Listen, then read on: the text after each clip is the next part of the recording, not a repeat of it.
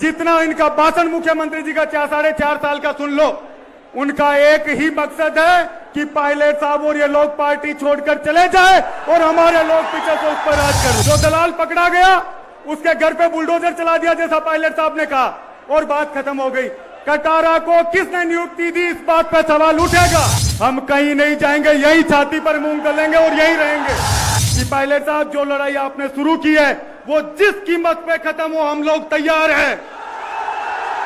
जो कुर्बानी ये लड़ाई आपकी मांगती है हम लोग तैयार हैं।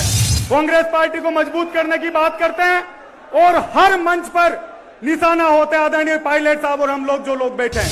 4.5 साल निकल चुके हैं, 6 महीने बाद चुनाव है, तो आप अभी भी या तो आप प्रेस कॉन्फ्रेंस करके ये कह दो कि मैंने उस समय झूठे आरोप लगाए थे, तो हम समझ जाएगी कि आपने झूठ बोला था।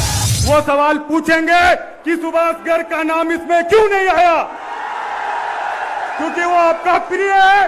कौन है पारासर और जारोली, इस बात का सवाल जनता पूछेगी और हम भी पूछेंगे। जो कार्रवाई करनी है हम पे करें और जो आप लोगों को जो भाषा में बोलना है आप लोग बोलें। 4.5 साल निकल चुके हैं, 6 महीने बाद चुनाव है, तो आप अभी भी या तो आप प्रेस कॉन्फ्रेंस करके ये कह दो कि मैंने उस समय झूठे आरोप लगाए थे, तो हम समझ जाएगी कि आपने झूठ बोला था। आज कांग्रेस पार्टी को मजबूत करने की बात करते हैं और हर मंच पर निशाना होते हैं आदरणीय पायलट साहब और हम लोग जो लोग बैठे हैं। जितना इनका भाषण मुख्यमंत्री जी का 4.5 साल का सुन लो, उनका एक ही मकसद है कि पायलट साहब और ये लोग पार्टी छोड़कर चले जाए और हमारे लोग पीछे से उस पर राज कर ले। साथियों, ये कांग्रेस पार्टी हमारे पूर्वजों ने खड़ी की है, हमारे दादा परदादाओं ने वोट देकर इस कांग्रेस पार्टी को इतना बनाया है। हम कहीं नहीं जाएंगे, यही छाती पर मूंग डालेंगे और यही रहेंगे। आज हर सुबह उठकर सत्ता में बैठे लोगों का एक सुबह उठते ये सवाल होता है कि आज पायलट साहब क्या कर रहे हैं, क्या अच्छा कांग्रेस के पक्ष में बोल रहे हैं। जाके मंच पर फिर उनके लिए अभद्र भाषा का प्रयोग किया जाता है और वो भाषा जो हम लोगों ने किसी राजनेता के मुंह से नहीं सुनी। आज जिस मुद्दे को लेकर पायलट साहब निकले हैं उसको समझने की जरूरत है। पेपर लीक हुआ, किसने पेपर लीक किया? साथियों, पेपर लीक करने वाली संस्था, जिस संस्था को आदरणीय सोनिया गांधी जी ने इस देश को नौजवानों को अधिकार देने वाले नेता राजीव गांधी जी के नाम से बनाया था, राजीव गांधी स्टडी सर्कल, उसकी शिक्षा में हम लोगों ने यूनिवर्सिटी में उसके कैंपों में भाग लिया है।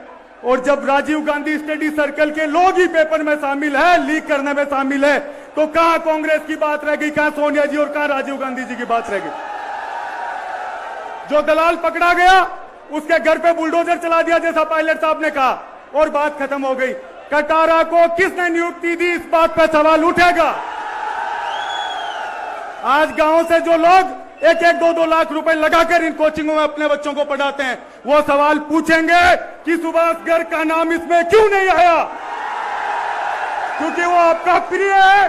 कौन है पारासर और जारोली, इस बात का सवाल जनता पूछेगी और हम भी पूछेंगे। जो कार्रवाई करनी है हम पे करें और जो आप लोगों को जो भाषा में बोलना है आप लोग बोलें। मैं आदरणीय पायलट साहब से यही कहना चाहूंगा कि पायलट साहब, ये नौजवान आपको याद रखेगा और इस यात्रा की जरूरत क्यों पड़ी, क्योंकि जब हम लोग फिर वोट मांगने जाएंगे तो जिन लोगों को सुनना नहीं है उनसे कोई नहीं पूछेगा। पायलट साहब, आपसे लोग पूछेंगे कि जब भविष्य खराब हो रहा था नौजवानों का तो आप घर में क्यों बैठे थे, तब उनके पास कहने के लिए टाइम नहीं होगा।